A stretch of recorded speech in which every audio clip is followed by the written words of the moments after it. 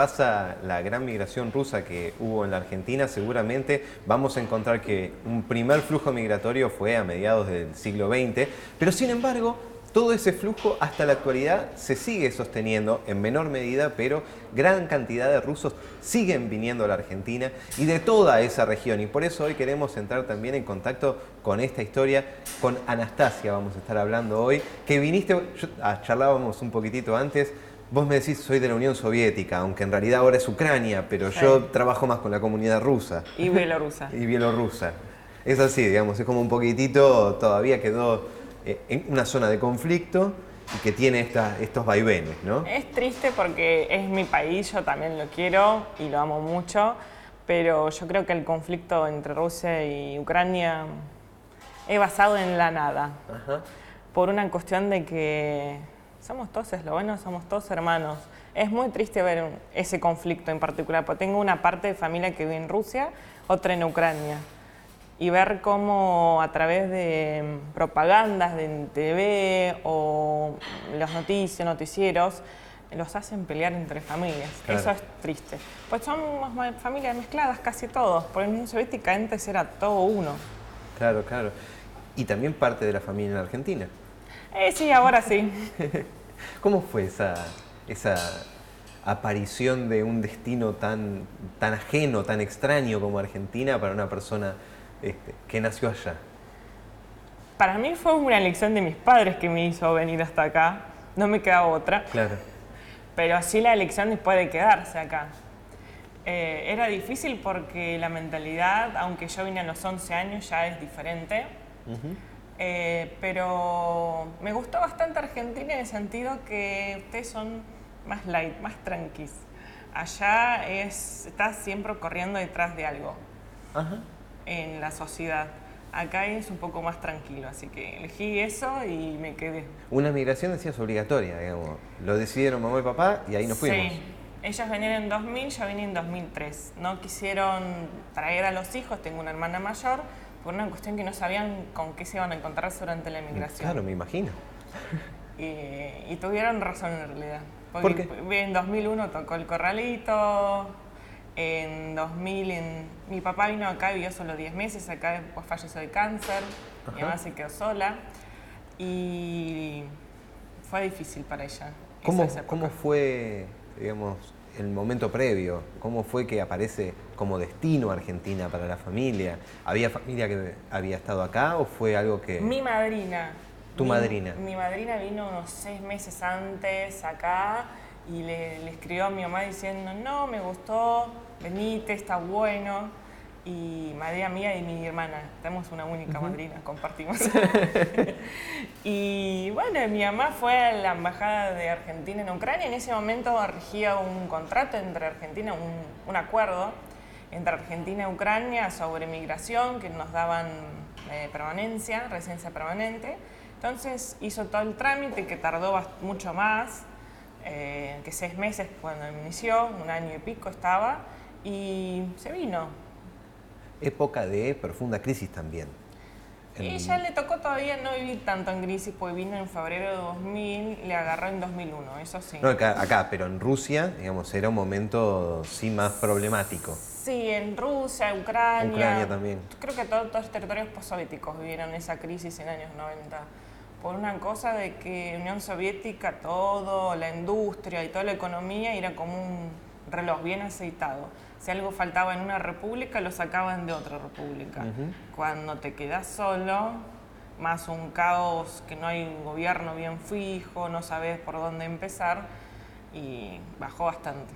¿Y eso es un poco lo que termina siendo el disparador para que la familia decida o hay otros motivos? Era eso, una cuestión económica y también una cuestión de... Mi mamá siempre decía que me quedé en el medio de la nada. Se sintió como que no tenía un territorio, no tenía una nacionalidad, porque ella sí nació en Rusia, provengo de una familia militar. Ajá. Mi abuela nació en Bielorrusia, vivió en Georgia, terminó secundaria en Murmansk, que es Rusia, casi bastante al norte de Rusia. y terminó en Ucrania. Y ella decía, sintió como una crisis de existencia porque ya en Ucrania estaba la cuestión del nacionalismo. Ni si volver a Rusia tampoco soy rusa porque no vivía ahí desde infancia. Viví partes de mi vida porque al ser militar te van rotando de república a república y me dice, yo no sé a dónde pertenezco. Y era una crisis. Entonces me dice, yo no creo que a mis hijos me pasa lo mismo, porque si yo te crío dentro de Ucrania como una rusa, es una bruja, que en algún momento se te va a pinchar y ¿qué haces? Y eso me pasó a mi hermana mayor, porque al ingresar después de secundaria, que era totalmente en ruso, ingresó a una universidad que era todo ucraniano. Claro. Y una división del cerebro prácticamente. Exacto, es como que acá estudias, no sé, todo en español y de repente tenés que estudiar todo en inglés, es muy diferente. Hay conciencias entre ruso y ucraniano, pero es como yo siempre digo, es como portugués y español. Claro. Entonces, ella le costó bastante iniciar, y aunque terminó de todo, pero primeros 2 años se quería morirse, matarse, porque no entendía. Además, una cosa es también entender un idioma y otra cosa es nivel académico de un idioma. Claro, sí, donde tenés que escribir mucho trabajo, más específico. Claro, tenés que hacer una tesis al final y todo eso, es mucho más difícil. Y bueno, mi mamá se decidió que para los hijos los va a educar como rusos, pero en otro país. Bueno, como mi madrina nos llamó para este lado, vinieron. ¿Tu mamá y tu papá primero? Sí, en 2000, en febrero en 2000. ¿Y ustedes se quedaron? Con mi abuela materna. ¿Y cómo era eso? Mi mamá la hizo tutora legal para en caso de cualquier emergencia ella puede actuar y nos quedamos viviendo en la casa de mi abuela. En ese momento ya estaba divorciada, estaba sola, así que con mucho gusto nos aceptó porque... ¿Se escribían con tu mamá? ¿Había un contacto? ¿Había una fantasía del lugar donde estaba mamá? No sé si hubo fantasía. Hubo un estrés gigantesco por una cuestión que pasás de una familia completa a estar solo con la abuela. Y después, en esa época estaban las tarjetas Habla Más, una cuestión así, que creo que eran por 7 minutos, una cosa así. Después se hicieron más largas. Pero en ese momento era una llamada semanal de esos 7 minutos. A contar todo. Y nos dividíamos entre mi abuela que quería decir algo, mi mamá que nos quería contar cómo está ella, también preguntar cómo están los hijos. Es una mamá cuidadora, pollita, como yo digo. Entonces, y yo que quería escuchar la voz de mamá, mi hermana también, ya después, con los años, se alargaron las llamadas. En 2003, cuando yo vine acá, en nuestra comunicación con mi hermana, mi abuela también apareció Skype o otros medios. Después ya WhatsApp, Viber, Telegram. Sí, ya después cuando la tecnología evoluciona. Los primeros 3 años era eso, esperar esa llamada, escribíamos cartas que tardaban 40 días hasta llegar hasta acá y esperar la respuesta que tardaba otros 40 días. Pero eran esperadas. El sábado todos estábamos esperando con la diferencia de horarios también, 5 horas. Y yo trataba siempre de llamar por la mañana bien temprano, así tipo 12 o 1, nosotros podíamos atenderle la llamada. Pero no hacíamos nada nunca, los sábados pues estábamos esperando la llamada. Y te preguntaba si había alguna fantasía de ese lugar donde estaba mamá o había algo concreto, había imágenes, había sonidos, había cosas concretas que... No, ni sabíamos dónde vivía porque sí mandaba fotos, pero capaz con obelisco, con la flor del lado de Facultad de Derecho, pero no con el lugar donde vivían. No, era... ¿Y la idea de tus viejos cuando se vinieron era venirse ellos y volverse? ¿O en algún momento fue venirse acá y que ustedes pudieran venirse pronto? Venir, instalarse y llevarnos. ¿Y eso tardó 3 años? 3 años, porque hubo muerte de mi papá. Claro, en el medio. ¿Y tu mamá sola acá? Sí, sola. Ahora está casada de vuelta. Claro.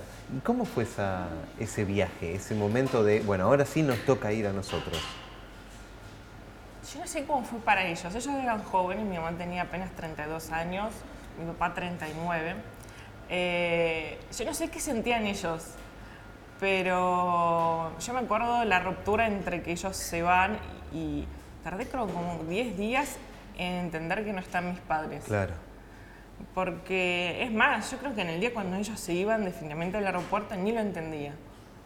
Tenía 8 años. Sí, chau, hasta luego. Claro, es como que decís, bueno, yo me reía de mis sobrinos, menores que cuando yo me iba a Ucrania me dice, bueno, te veo mañana, tía, ¿no?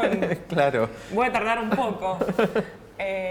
Y bueno, para ellos yo creo que también fue difícil a no ver a sus hijos. ¿Y para vos?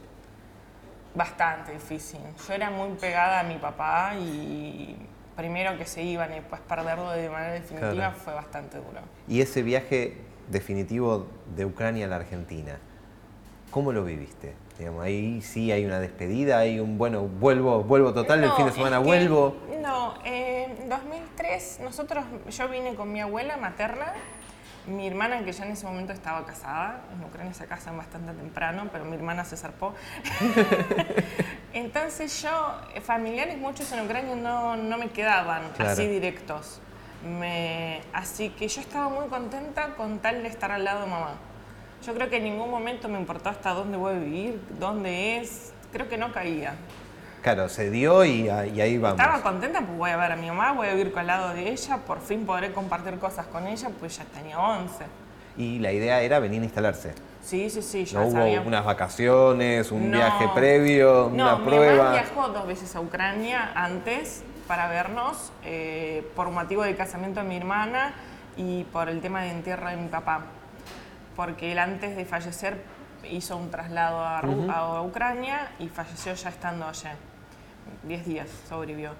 Y estuvo bastante tiempo, pero igual no se compara con tenerla todos los días. Claro. Vamos a atravesar un poquitito ese viaje, ese instalarse acá. Pero si yo te preguntara cuál fue esa primera sensación al llegar a la Argentina, la primera imagen, ¿cuál No es? entendía nada. Nada. No entendía nada de español, hablo inglés, iba a un colegio bilingüe, hablaba ruso, pero en español nada. Y me acuerdo que estando acá, creo que 3 semanas, mi hermana me manda a comprar algo de verdulería. Y me dice, vos tenés que comprar 3 kilos de papa, no sé, tal verdura, me lo hizo en listita en español. Y yo llegué a verdulería y le mostraba, pues no hablo, le mostraba en listita. Y el verdulero me preguntaba si quería papa blanca o negra. Y yo no entendía esa diferencia. Yo decía papa. Claro, sí, lo que dice acá, por favor.